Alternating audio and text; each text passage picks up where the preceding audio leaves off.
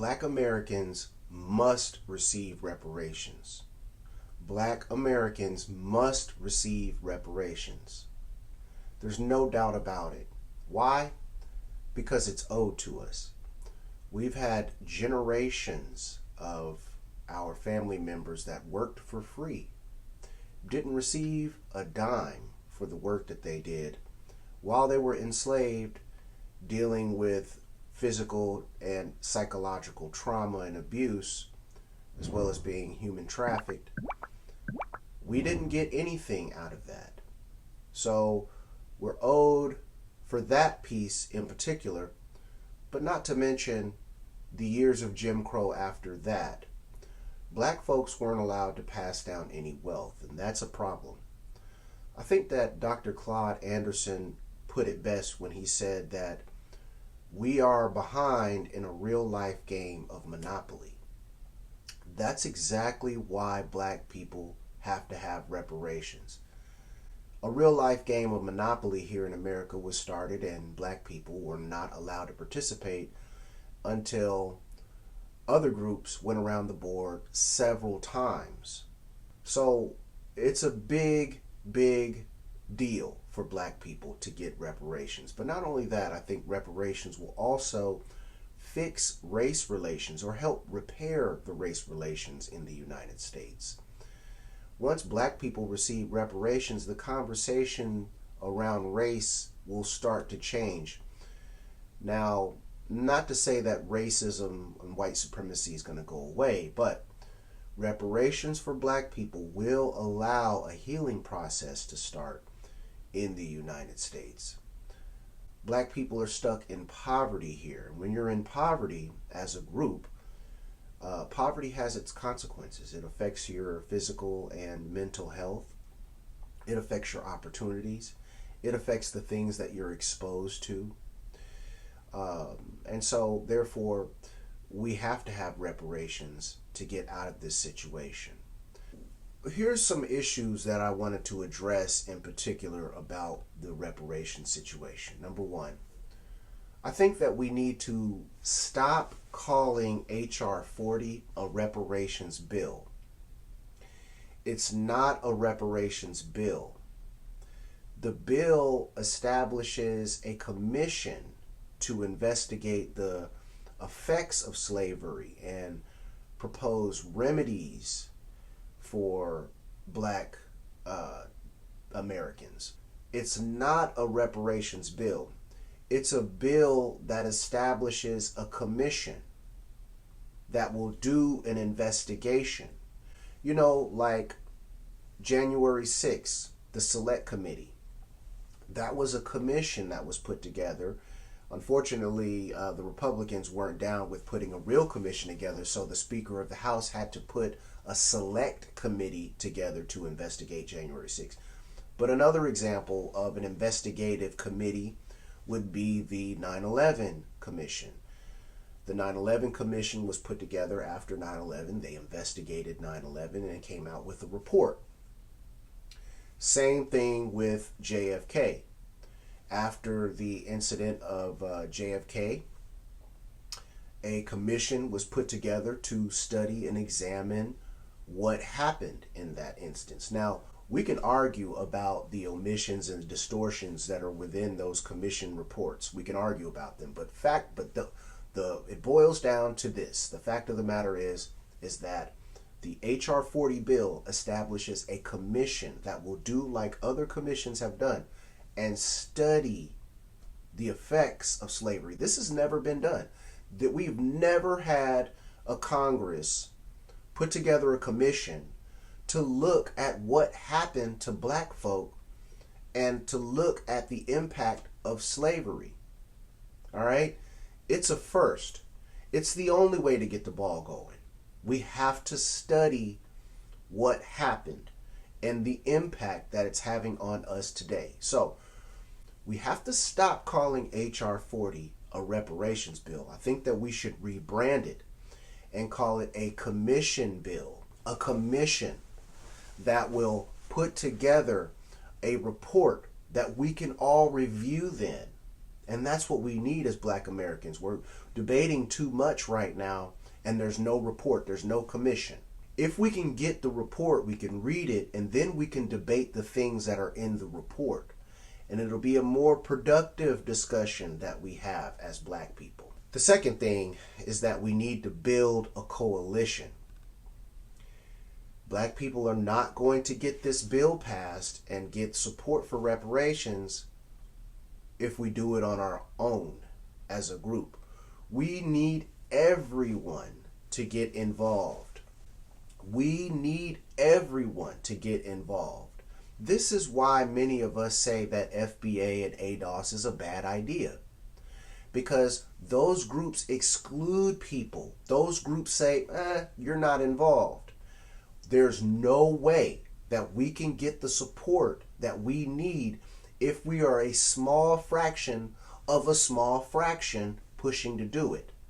That is why we keep saying, get out of the exclusionary groups. We have to build a coalition of people. It can't just be Black people either. We have to have white Americans behind this. We have to have people from around the world that are pushing for us to receive reparations. All right? So we can't do it as a small little group trying to push for it. Now, Black people, we're good at building coalitions. We're good at creating movements. We have to do this for ourselves. All right?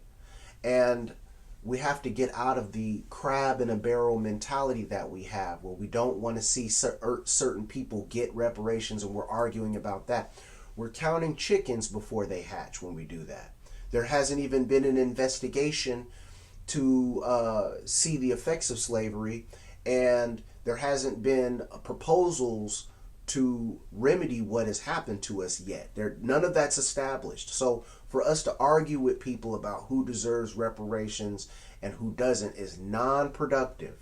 It is non-productive. And the other point with that is that we have to get out of the crab in a barrel mentality.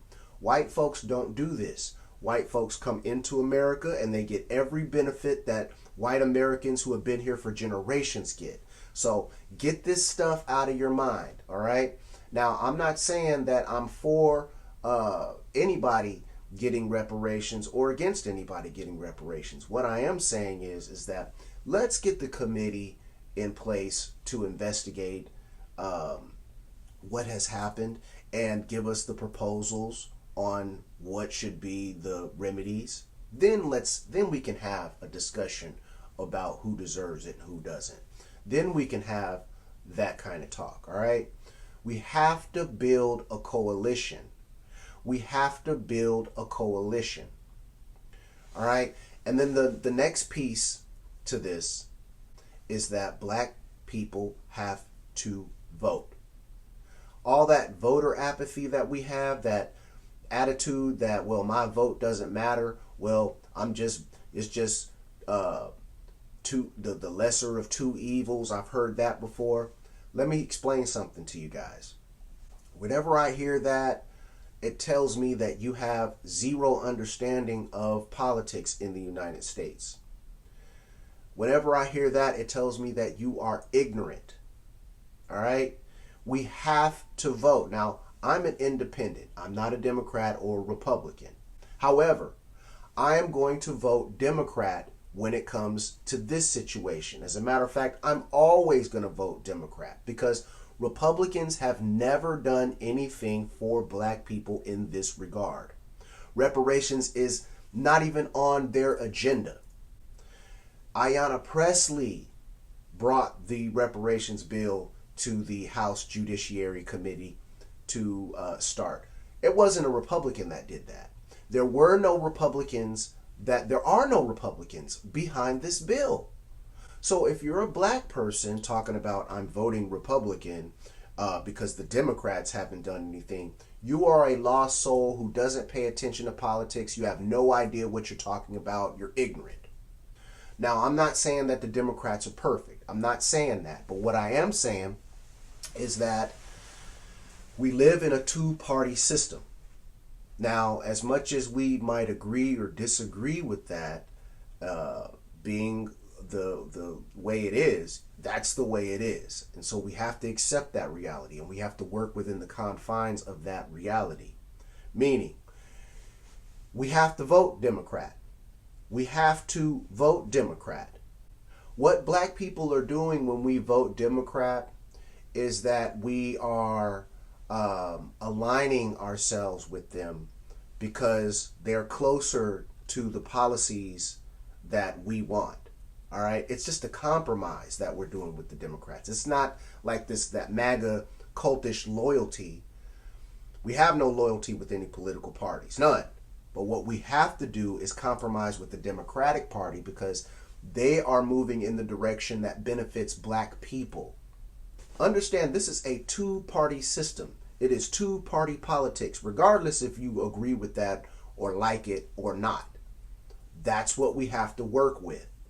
So if we're serious about getting reparations, get behind the Democrats and vote Democrat, because those are the people that are behind the bill. Now, the bill made its way out of committee. Understand what I mean by that. Whenever a bill gets introduced into Congress, it has to go into a committee. It has to go into a committee in the House and in the Senate, the two different sections of Congress. The bill goes into committees in those two different sections. The committees debate them, and they add, they subtract, they modify the bills, and then they push them out to House or Senate, the floor. There, if we have the majority and we have the backing and the people behind us, they can pull the bill and begin the arguments and the discussions and have a vote. Now, when Biden was in office, the bill made it out of the Judiciary Committee for the first time ever. Ever. It made it out and into the House, but nobody debated it. We didn't have enough backing and enough push behind it. Too many black people were lost, didn't understand what was going on, so we didn't create the movement that we needed. We can't make that mistake again.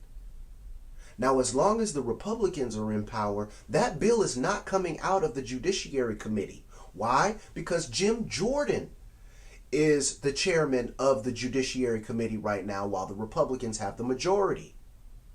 Jim Jordan is not going to push that reparations bill out of that committee and into the House. So we are kind of sitting on our hands until then, but thank God for Ayanna Pressley. She reintroduced the bill into this new session of Congress. Every time there's a new session of Congress, the bills have to be reintroduced. And our sister Ayanna Pressley is a soldier, and she took that bill and presented it to the House Judiciary Committee. That was something that needed to be done. I keep seeing these ignorant videos about, one video was titled, on YouTube in particular, the Democrats are using reparations to influence black Americans or some madness like that. The Democrats are the only ones behind the reparations bill. Y'all, there is a lot of misinformation out there. There are a lot of disinformation out there, even from black people, when it comes to this topic. Be very careful who you listen to. I would only follow and listen to the people that are kicking it straight and that are going off of the facts and not saying silly stuff. All right? The Democrats are the only ones that are behind the bill. The Democrats are the only ones that support the bill and that have signed on to the bill. There are no Republicans that have signed on to the bill from as far as what I've seen so far. So understand this. In this new session of Congress right now, Democrats are in the minority.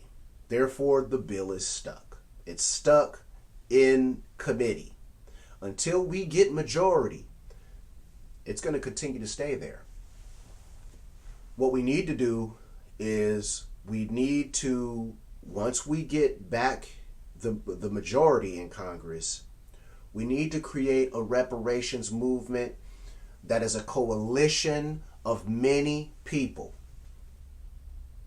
We need to create a reparations movement that is a coalition of many people. And we have to pressure Congress to not only pass the bill out of the Judiciary Committee, but take up the bill on the House floor and begin the debates. Because we need to establish the committee to do the investigations, and the Republicans are blocking it. They're stopping it at every level. They do not want a formal investigation of what has happened to black people in the United States of America and prior to the country being founded. They don't want an investigation on that. We have to pressure that. We have to push that. Let's stop calling this H.R. 40 bill a reparations bill and start calling it an investigative committee that will look into the enslavement and the Jim Crow era that our ancestors experienced and how that affects us today. It's not a reparations bill. It is a committee that will do an investigation. Let's get that straight. Let's stick to that as the branding. Stop the infighting on who deserves reparations and who doesn't. Let's let the committee investigate. Let's let the committee make their proposals. Then we can debate those things. But don't count your chickens before they hatch.